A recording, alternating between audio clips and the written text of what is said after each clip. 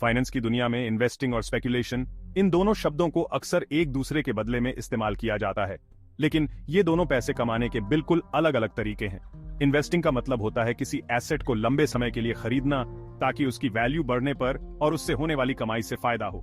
इस तरीके में कंपनी की फाइनेंशियल सेहत, मार्केट में उसकी पकड़ और उसके भविष्य के बारे में अच्छे से एनालिसिस किया जाता है। वहीं दूसरी तरफ स्पेकुलेशन का मतलब है थोड़े समय में होने वाले प्राइस में उतार चढ़ाव से फायदा कमाना। स्पेकुलेटर्स को एसेट की असली कीमत से ज्यादा फर्क नहीं पड़ता, बल्कि वो मार्केट के उतार चढ़ाव से फायदा कमाने पर ध्यान देते हैं।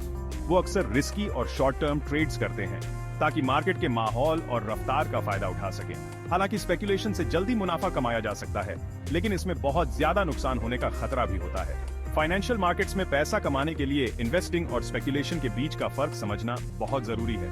हालांकि दोनों तरीकों की अपनी जगह है, लेकिन एक अच्छे इन्वेस्टमेंट स्ट्रेटजी में जल्दी मुनाफा कमाने के चक्कर में पड़ने के बजाय समझदारी से इन्वेस्ट करने पर ध्यान देना चाहिए। वॉल स्ट्रीट पर हर ट्रेडिंग डे क्लोजिंग बेल बजने के साथ खत्म होता है। ये परंपरा ट्रेडिंग सेशन के अंत का प्रतीक है। हालांकि ये घटना बस एक रस्म की तरह लग सकती है, लेकिन ये स्पेकुलेशन के जश्न का दिन होता है, जो वॉल स्ट्रीट पर होने वाली अधिकांश गतिविधियों के पीछे की असली वजह है। ब्रोकर्स, ट्रेडर्स और फाइनेंशियल इंस्टीट्यूशंस अक्सर शॉर्ट टर्म स्पेकुलेशन के कारण होने वाली खरीद बिक्री से काफी मुनाफा कमाते हैं।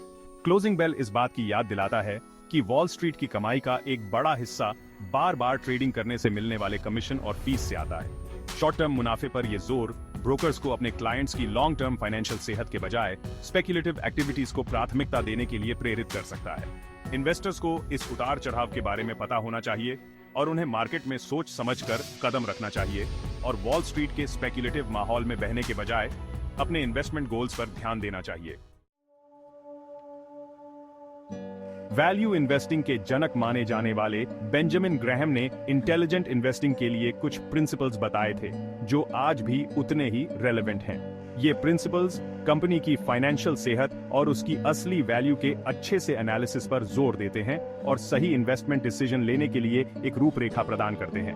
ग्रैहम का पहला प्रिंसिपल है मार्जिन ऑफ सेफ्टी के साथ इन्वेस्ट करना, यानी किसी एसेट को उसकी असली वैल्यू से काफी कम कीमत पर खरीदना।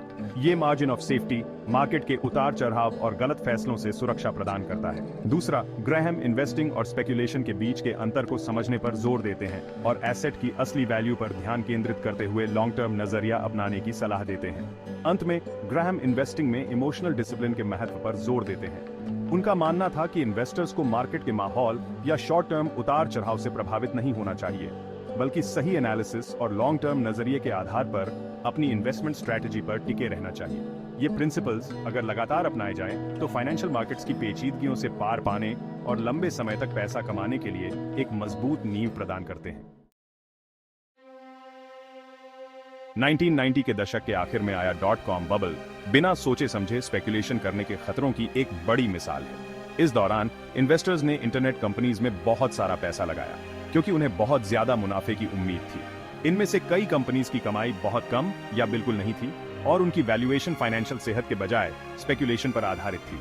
जैसे जैसे बबल बढ़ता गया, इन्वेस्टर्स इस उन्माद में फंसते गए और अक्सर पारंपरिक वैल्यूएशन तरीकों को नजरअंदाज करते हुए ऐसी कंपनीज में पैसा लगाते रहे जिनका बिजनेस मॉडल ही साबित नहीं हुआ था। जब 2000 के दशक की शुरुआत में बबल फूटा, तो इनमें से कई बड़ी बड़ी टेक कंपनीज के शेयरों की कीमतें गिर गईं, जिससे इन्वेस्टर्स का बहुत सारा पैसा डूब गया।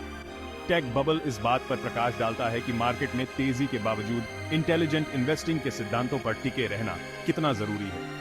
जो इन्वेस्टर्स स्पेकुलेशन के चक्कर में पड़ गए, उन्हें बहुत नुकसान हुआ, जबकि जो लोग डिसिप्लिन्ड रहे और सही इन्वेस्टमेंट प्रिंसिपल्स पर टिके रहे, वे इस तूफान का सामना बेहतर तरीके से कर पाए।